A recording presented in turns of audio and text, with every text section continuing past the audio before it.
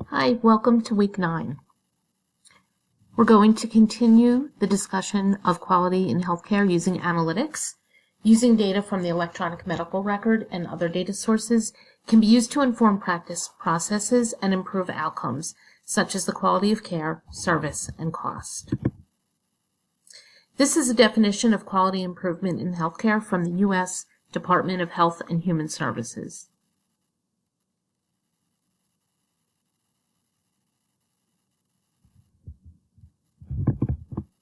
For quality improvement projects, you should always follow these basics.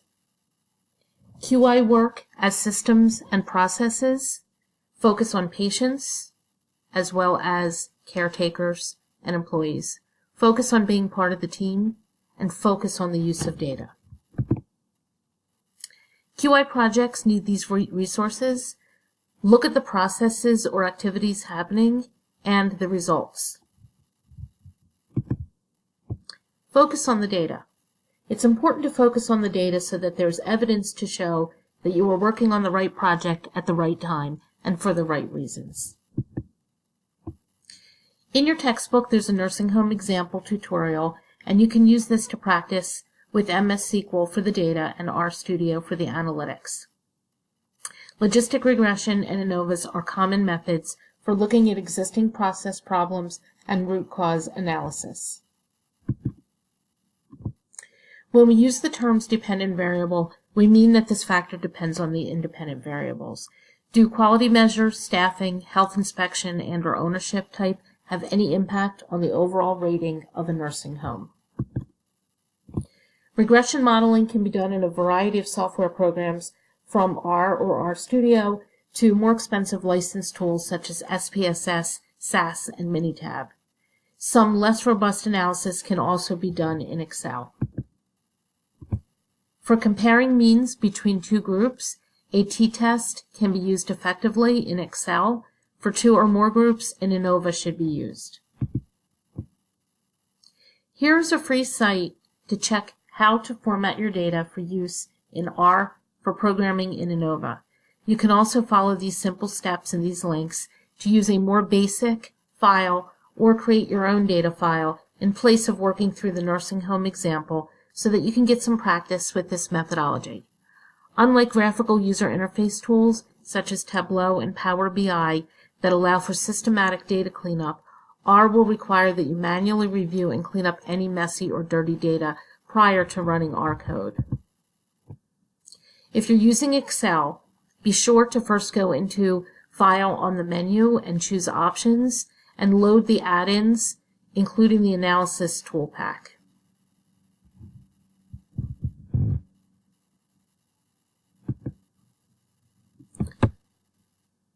Okay, so what if I don't get the statistics? How can I do quality improvement using more basic techniques? It's okay to start with basic charts, such as the bar charts or column charts, otherwise known as histograms, and run charts or line charts that you see in Excel or Tableau or other tools. Utilize graphical user interface analytics tools, such as the student academic version of Tableau or Microsoft Power BI. And you can take a look at a statistical test, such as a two-way ANOVA in Excel. You can double-click this file, and you can open up the file and take a look at this simple data file. So in this example, these data represent burnout scores. Burnout scores pre or prior to any type of intervention, and then post scores after some type of quality improvement intervention. So that quality improvement intervention could have been an educational component or a well-being activity. An ANOVA was done to determine if there are significant differences between the before and after scores.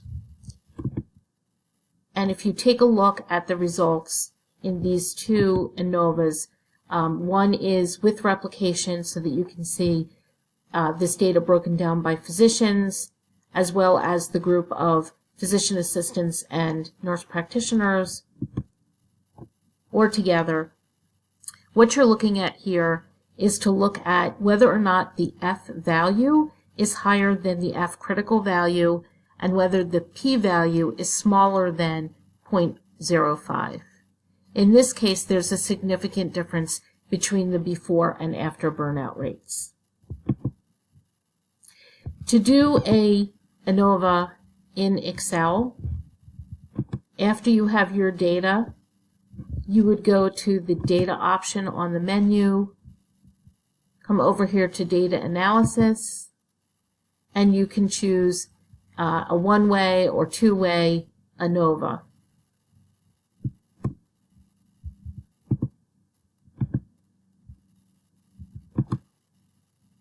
For homework 9, you want to use a quality improvement project mindset. So develop a QI project idea.